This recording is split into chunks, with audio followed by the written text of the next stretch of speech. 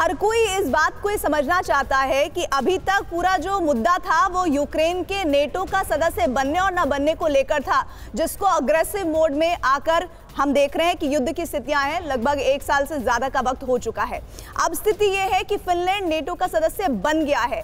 Finland को लेकर रूस का नजरिया और यूक्रेन को लेकर नजरिया अलग अलग क्यों है, ये दर्शकों के लिहाज से बताइए। देखिए, ये अगेन जो मैं थोड़ी देर पहले कह रहा था कि रूस के लिए, स्पेशली अगर आप रूस के लिहाज से देखें, तो उन्होंने इसका एक ये बनाया था व्लादिमीर पुतिन ने कि रीजन कि देखिए हम यूक्रेन में जा रहे हैं, वो हमारा फॉर्मर लैंड है और वहां पे नेटो के साथ वो एलाय बन सकता है, तो हमें ये करना जरूरी है, राइट। और फिनलैंड के साथ भी ये बात है। रशिया में ऐसे लोग मानते हैं कि फिनलैंड जो है वो भी हिस्टोरिकल लैंड रहा है रशिया का।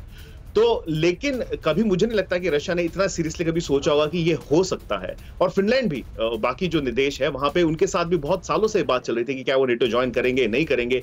लेकिन अब क्योंकि फिनलैंड ने ये फाइनल स्टेप ले लिया है, स्वीडन भी जो है वो लगा हुआ है, तो मुझे लगता है कि एक तरह से रशियन प्रेसिडेंट जो है वो बॉक्स हो गए हैं। अब उनके पास कोई और इसी वजह से रोहित, बड़ा सवाल ये है कि अगर अमेरिका को सफलता मिलती है या नेटो को सफलता मिलती है, तो फिर पुतिन के लिए तो और ज्यादा मुश्किल हो जाता है अपने लोगों को ये बात समझाना, बताना कि कैसे उन्हें ये असफलता उनके हाथ लगी है। तो फिर वो रिएक्शन में कुछ बड़ा कर सकते हैं, जिसकी आशंका लगातार जाहिर की जा रही है। क्या उस तरफ बढ़ रहा है ये?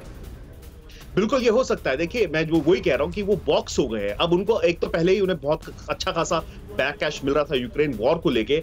अब जब ये चीज हो जाती है तो उनके लिमिटेड ऑप्शंस इसलिए रह जाते हैं क्योंकि अगर वो फिनलैंड के ऊपर किसी तरह की भी कोई हरकत करते हैं तो पूरे नेटो को इन्वॉल्व होना पड़ेगा। ये लिखा गया है, ये बताया गया है। शायद स्टार्टिंग में थोड़ी सारी ये बात हो सकती है कि चलिए let's start with providing Finland, उनको वेपन्स दिए जाएं, वो सारी चीज की जाए। लेकिन क्योंकि अब वो एक फुल ब्लोन नेटो मेंबर है, क्योंकि वॉशिंगटन डीसी से आप हमारे साथ मौजूद हैं, अमेरिका क्या इसे एक अपनी बड़ी कामयाबी मान रहा है कि वो ये कर पाने में सक्षम हुआ?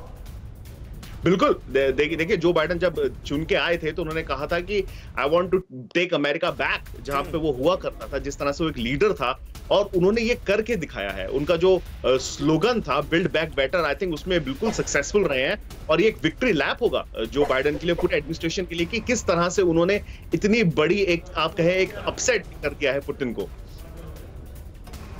रोहित, कुल मिलाकर अभी फिलहाल ये साफ हो गया है कि फिनलैंड के लिए ये एक बड़ी सफलता है।